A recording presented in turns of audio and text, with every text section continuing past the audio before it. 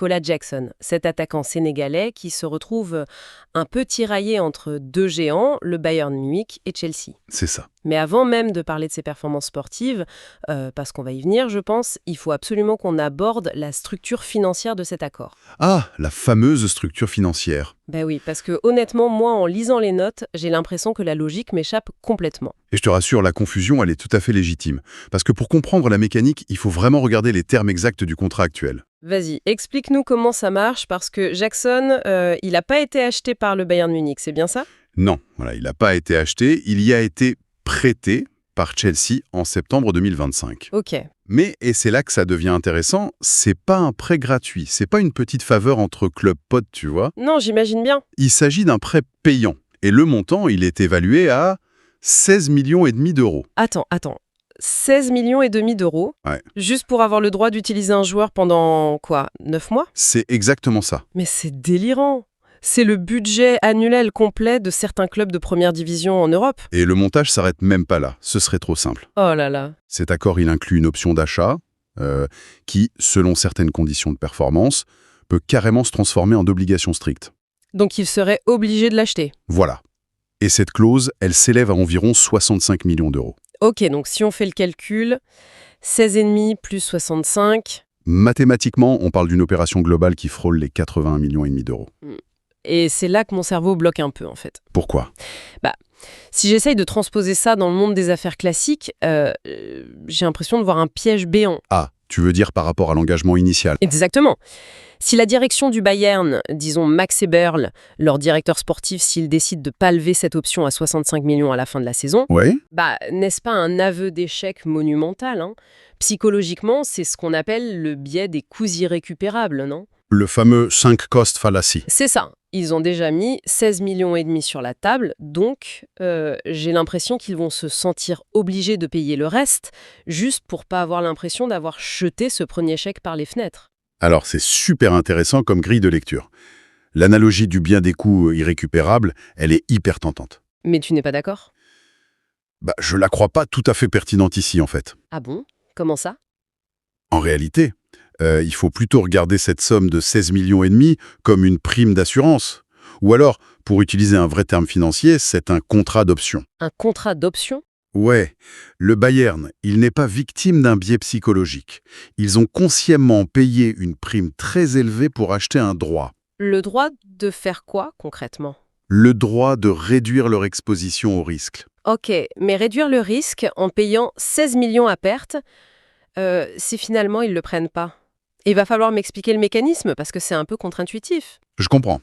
Bon, imaginons un scénario alternatif. Imaginons que le Bayern ait acheté Nicolas Jackson de manière définitive, immédiatement, pour disons 80 millions d'euros en septembre dernier. D'accord, un transfert sec, classique. Voilà. Et là, catastrophe. Il s'adapte pas à la culture bavaroise, ou pire, il se blesse, gravement. Ou il s'embrouille avec le vestiaire. Exactement, il crée des tensions. Dans ce cas-là, le club se retrouverait avec un actif déprécié de 80 millions sur les bras. Ah ouais? Et un contrat de 5 ans, avec un salaire énorme, qui est quasiment impossible à revendre sur le marché. Ah, je vois. Le fameux boulet financier. C'est ça. Donc, en payant 16,5 millions pour un prêt, en fait, il s'offre une période d'essai d'1 an, mais grandeur nature. Ok, je commence à capter la stratégie. Si le joueur échoue, s'il ne s'intègre pas, il perd de 16 millions, Ce qui fait mal quand même. ce qui est douloureux, certes, mais c'est infiniment moins catastrophique que de gâcher 80 millions d'un coup et de bloquer sa masse salariale. C'est un hedge, en fait. Une couverture de risque. Exactement. Une couverture face à la volatilité d'un marché londonien qui, on le sait, est extrêmement instable. On y reviendra sur Chelsea. D'accord, là je comprends beaucoup mieux la logique d'assurance. C'est cher, mais ça évite la ruine totale en cas d'erreur de casting. Voilà, c'est le prix de la sécurité au très haut niveau. Mais du coup, ça nous amène au cœur du mystère, pour moi. Ah. Bah oui, parce que si on paye une telle prime d'assurance, c'est qu'on a entre les mains un joyau absolu, non? C'est la logique, oui. Genre la star incontestée de l'équipe. Pourtant, quand je regarde ces statistiques sportives au Bayern, on est très loin du compte. C'est vrai que les chiffres bruts peuvent surprendre. Bah écoute ça. En 28 apparitions sous le maillot bavarois, Nicolas Jackson affiche 9 buts et 3 passes décisives. C'est honorable. C'est honorable, oui.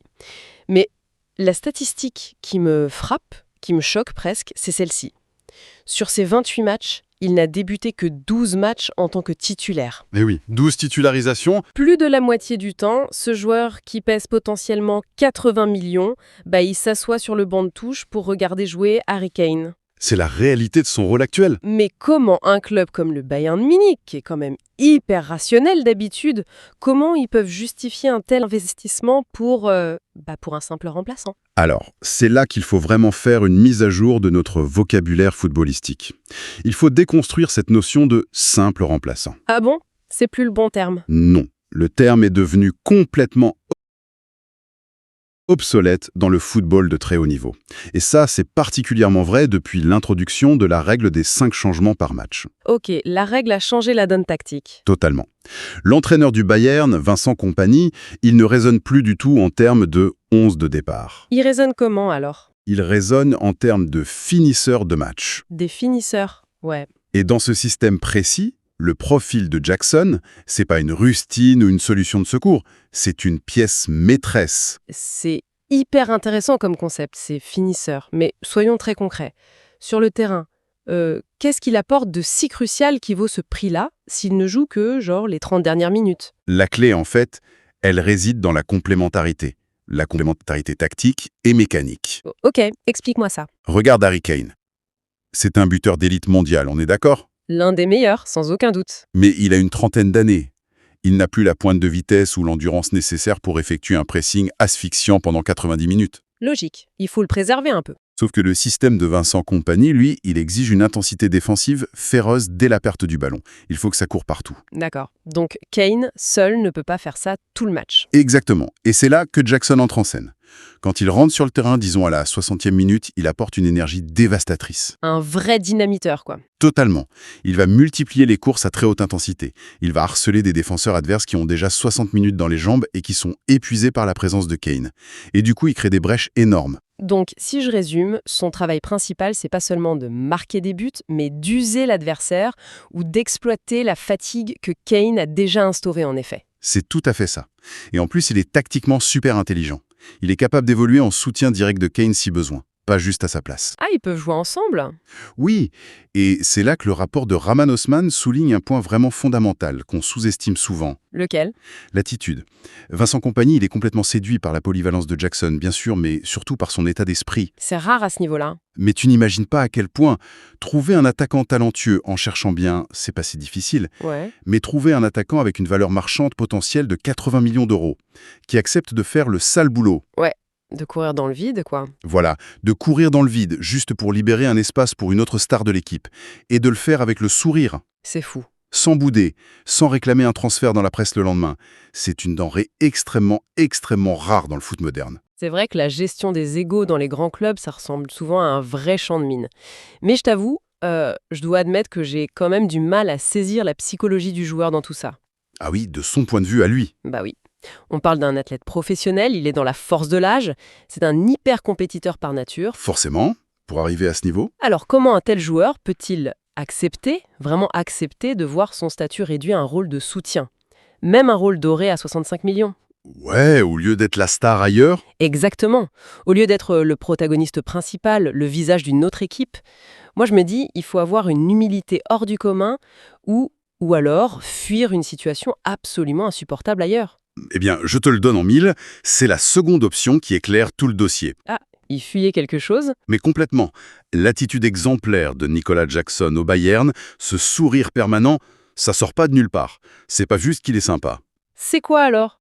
C'est la conséquence directe du traumatisme, à la fois sportif et psychologique, qu'a représenté son passage à Chelsea. Ah ouais, carrément un traumatisme. Oui. Si on remonte un peu le temps, à l'été 2025, on réalise que son départ dans les toutes dernières heures du mercato, c'était pas une simple transaction commerciale. C'était quoi alors? C'était une véritable extraction. Il a fallu l'exfiltrer de là. C'est vrai que les sources mentionnent un climat extrêmement tendu. Elles parlent même d'un gros bras de fer entre le joueur et le club londonien. Un bras de fer monumental, oui. Mais qu'est-ce qui s'est passé si concrètement à Chelsea, pour qu'un attaquant de ce calibre veuille fuir à ce point? Au point de se dire « Ok, j'accepte le banc de touche en Bavière tant que je pars d'ici ». Alors pour comprendre Chelsea aujourd'hui, il faut vraiment s'éloigner de la pelouse et regarder dans les bureaux. Regardez les bilans comptables. D'accord. Depuis l'arrivée de leur nouveau propriétaire, le club a adopté un modèle économique très spécifique. C'est basé sur l'acquisition frénétique, mais vraiment frénétique, de jeunes talents, Ils achètent tout ce qui bouge. et surtout avec des contrats extrêmement longs. On parle parfois de contrats de 7 ou même 8 ans, ce qui était impensable avant. Ah oui, 8 ans, c'est énorme. Et la logique purement comptable derrière tout ça, ça s'appelle l'amortissement. D'accord. Attends, il faut qu'on explique ce mécanisme à ceux qui nous écoutent parce qu'il est vraiment central pour comprendre le mercato aujourd'hui. Je t'en prie. Si j'achète un joueur 100 millions d'euros sur un contrat classique, disons, mais que là je le signe sur 10 ans. Ouais. Sur mon bilan comptable annuel, la dépense, elle n'est pas affichée à 100 millions, elle est lissée et affichée à seulement 10 millions par an. C'est bien ça? C'est l'idée générale. C'est exactement ça. Comptablement, ça passe mieux. Du coup, ça leur permet de contourner un peu les règles financières. Exactement.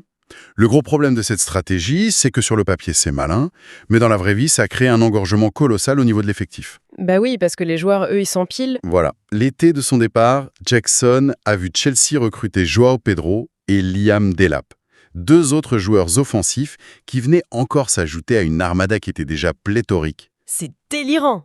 Le club se retrouve à la rentrée avec parfois 40 ou 45 joueurs professionnels sous contrat, tous présents au centre d'entraînement. Mais c'est ingérable.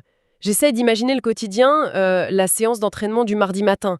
Ça doit ressembler à un casting permanent pour un film, en fait. C'est pire qu'un casting, c'est Hunger Games. Mais comment un entraîneur peut-il seulement organiser une séance tactique normale avec 5, 6, voire 7 attaquants de pointe qui exigent tous du temps de jeu? C'est la recette parfaite pour un environnement hyper toxique. Tu as mis le mot dessus. L'environnement devient proprement invivable. Les joueurs, en fait, ils ne se battent même plus contre l'équipe adverse le week-end. Contre qui? Ils luttent quotidiennement contre leur propre direction et contre leurs propres coéquipiers, juste pour prouver leur droit d'exister dans le groupe des 20 qui vont être sur la feuille de match. C'est épuisant mentalement. Et en plus de ça, ajoute un autre facteur. Chelsea est contraint par les règles de rentabilité strictes de la Première Ligue. D'accord. Pour compenser tous ces achats massifs qu'ils font, ils doivent aussi générer du profit net. Et vite. Donc ils doivent vendre? Et c'est quoi la méthode la plus rapide pour faire rentrer de l'argent frais? C'est de vendre ou de prêter cher des joueurs de l'équipe.